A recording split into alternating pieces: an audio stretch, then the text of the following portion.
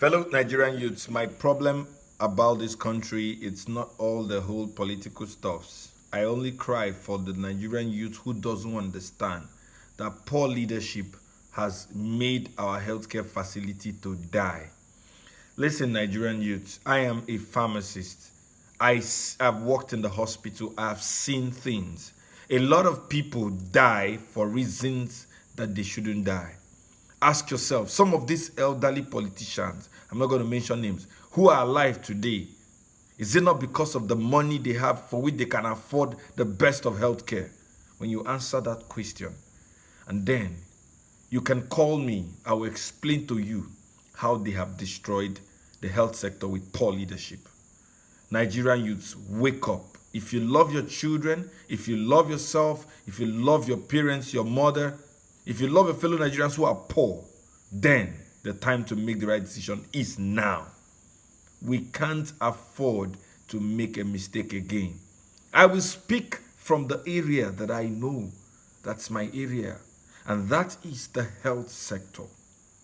If you know the fact that we are enabled to make medicines for our local consumption, and even the ones we are importing, they have become so expensive because of forex, foreign exchange. If you understand how poorly funded these hospitals are, for which when you go, you begin to run around to buy oxygen, to buy the little surgical equipment, to buy things, even the drugs you need are not available, then you will not make mistakes in the coming election. You will go and get your PVC. You will never know these things until something brings you to the emergency section of a hospital in Nigeria. When you remember, if you know that many people going to teaching hospitals and federal medical centers are supposed to be going to the primary healthcare centers to get correct quality healthcare. But because these other primary and secondary healthcare systems have died, they are not existent. Everybody is trooping to the teaching hospital, and then you're getting poor service. If you know the impact of poor leadership in your, to your healthcare, you will collect their money as your money, and you vote the right candidate. We will all come together as young people and use our IT knowledge, our creative ideas, our strategies, our social media, our internet savvy ability to rescue this country. That we don't have enough drugs, the kind of medicines we need. We don't have enough, the research. We are all shouting ASU strike. You think if the schools were properly funded with your money, taxpayers' money, you think ASU will be on strike? If the leaders will put quality checks, inject the money that is needed into the health sector and put in the quality checks, who is ASU? Is ASU not ASU members, not employees? Nobody will do rubbish. The educational system will be top notch.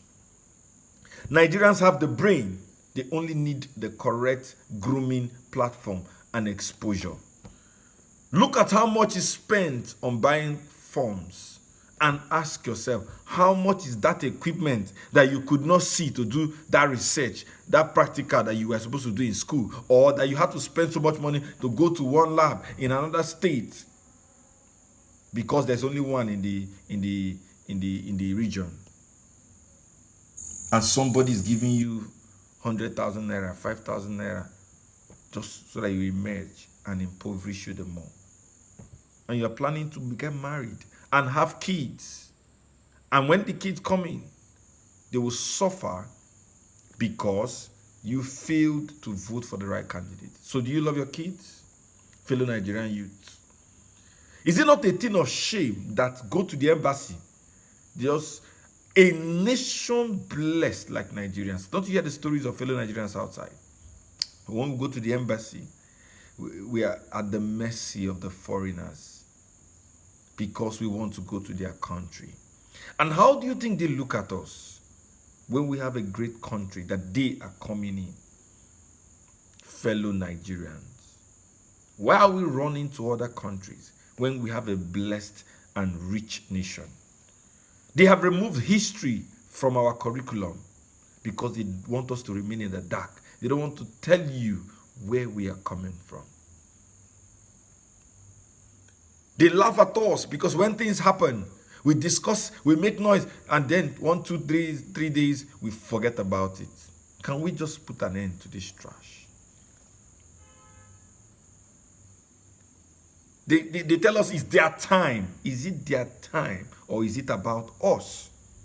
About Nigerians?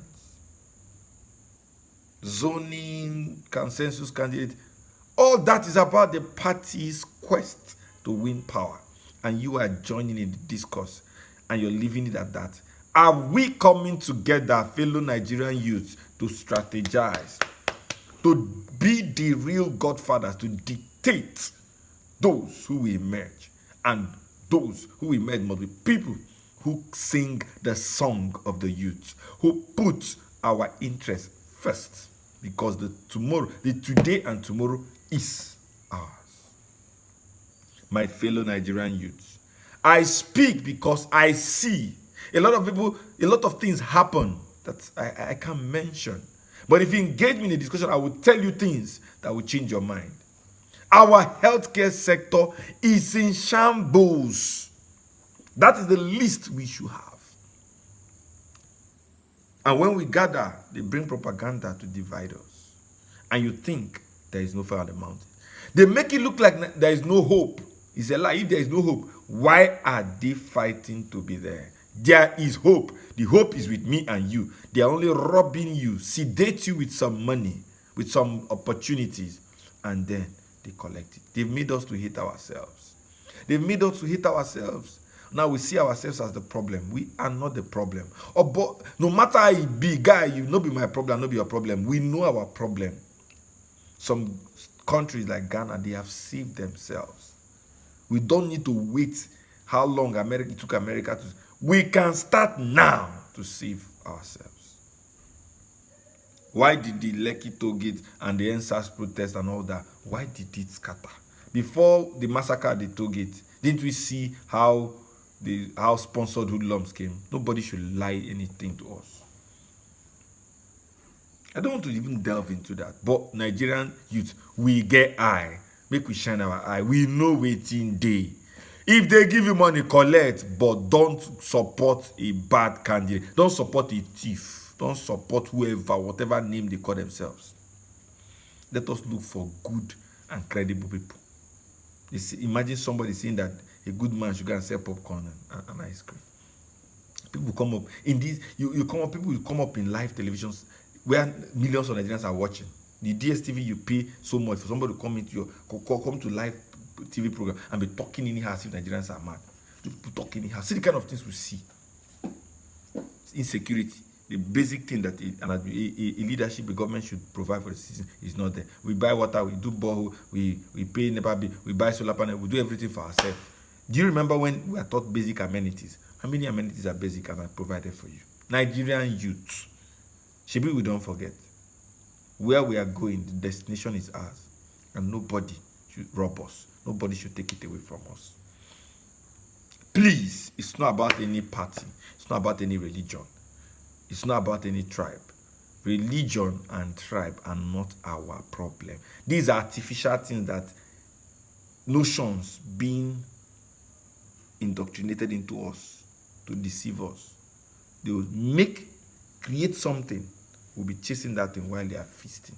You know, clear for why? Are we not seeing it? Nigerians, let us wake up. Nigerian youths, I believe and I hope we will not fall our hand. If you are in APC, PDP, no problem.